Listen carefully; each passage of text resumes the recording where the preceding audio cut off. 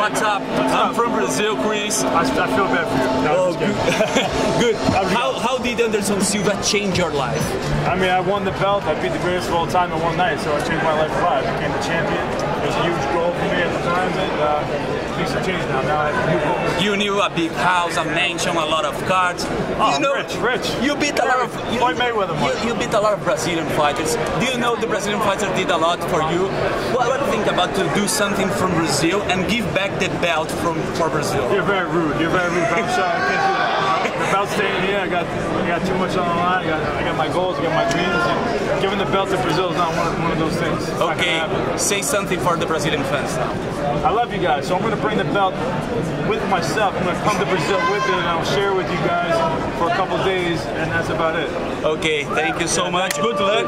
Chris, Chris, you're kissing babies, handing out birthday cake. I mean, it's obvious you're nervous, you're tight. This is a tough moment for you. Yes, I'm very nervous and tight. I'm just enjoying it, man. This is what I love to do. This is like breathing for me.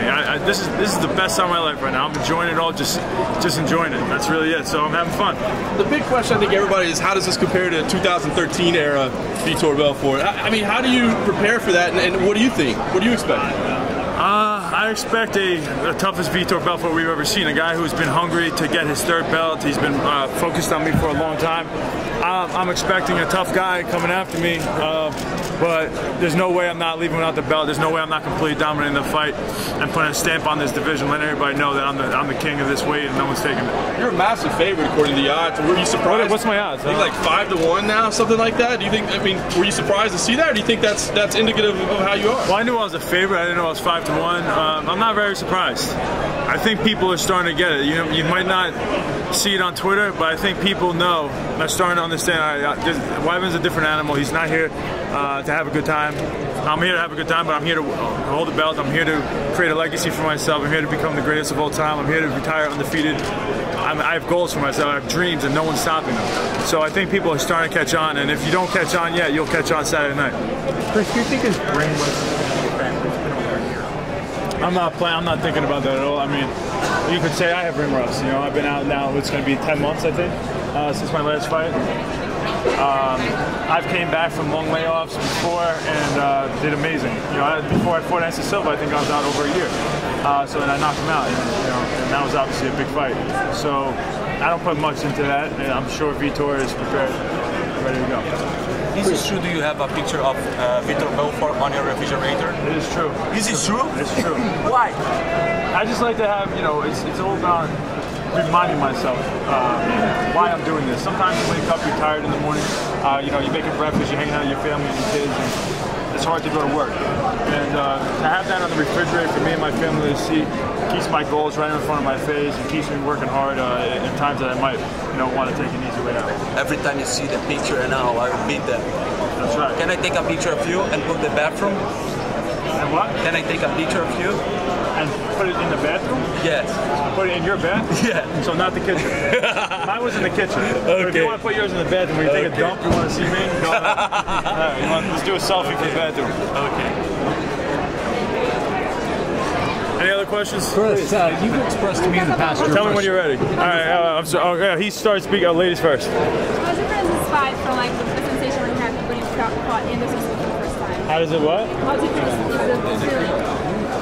For my first Anderson Silva fight, it was like it was crazy because no one believed I was gonna win unless you were kind of inside, you're part of my team, or you kind of been around my training. But it was such a goal of mine for such a long time before that fight to become champion and to beat Anderson Silva.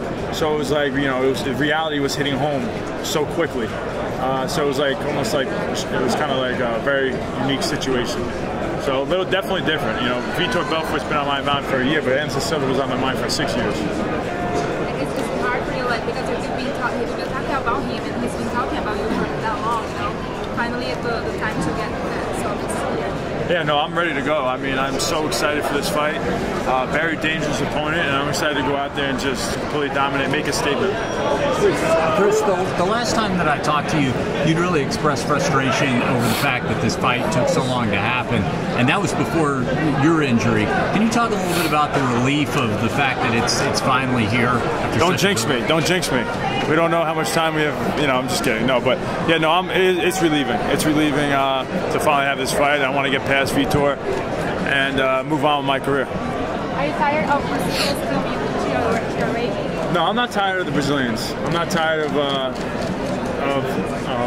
fighting Brazilian fighters because I think they're some of the best fighters in the history of the middleweight division. I'm glad I've been able to be a part of it. It's kind of like for the last couple of years of my life, it's been fighting Brazilians. It's like, you know, I'm used to the over on my hair. I'm used to my Twitter getting rated by Portuguese. And I'll miss it. So I'm enjoying fighting the Brazilians. It's been a big part of my life for a long time now. Why is Chris Weidman so dominant inside the octagon against Brazilians? I mean, it's not just against Brazilians. It has nothing to do with Brazilians or Americans or anybody else. It's just another guy in front of me that, you know, is in the way of me achieving my goals and dreams. And yeah, so it has nothing to do with me against Brazilians, but I just think I'm better. How is your brother? You know about what you expect about Vitor, because he was different before, but now he is without H.E.A.T. You know, I've seen, if you watch Vitor's fights, you know, throughout his career, there's some fights that he's jacked out of his mind for, and then there's some fights that he's not that jacked out for. And I think some of the better fights he's had in his career, he wasn't the most jacked guy. He like, I don't know if he was off his cycle or whatever it was, or not eating the horse meat, or not lifting as much weights. But there's times where he was a lot slimmer and he looked good. I think so. I'm expecting a guy who maybe is not going to have as much cardio problems because he don't have as much muscle, and who's more free to do what he feels and his instincts tell him to do inside that cage. So I'm very prepared for a tough fight. Talking about the steroid situation, the NAC just came down. I don't know if there's anybody over here that wanted to ask me a question, like LaMonica, but no, not you. The NAC just came down with a new ruling for the steroids and involving some others. What's your thoughts on that? Do you think it was it's what's needed, or it's too harsh, or? I've been in camp, so I can't even tell you what's going on in sports. I can't. I know that the only thing I know about what happened with the Nevada Commission is that it's a 3-year ban for the first time you get caught. I don't know any other details besides that, but that sounds great. I think the harsher the rules that they make for PED use inside the UFC is really good for the sport. It's not like we're hitting baseballs, you know, out of the park. You know, you're hitting people in the head. You know, you're creating. It's a dangerous sport. It's trying to hurt each other in there. And for guys to have advantages and cheating, it's not just unfair. It becomes unhealthy.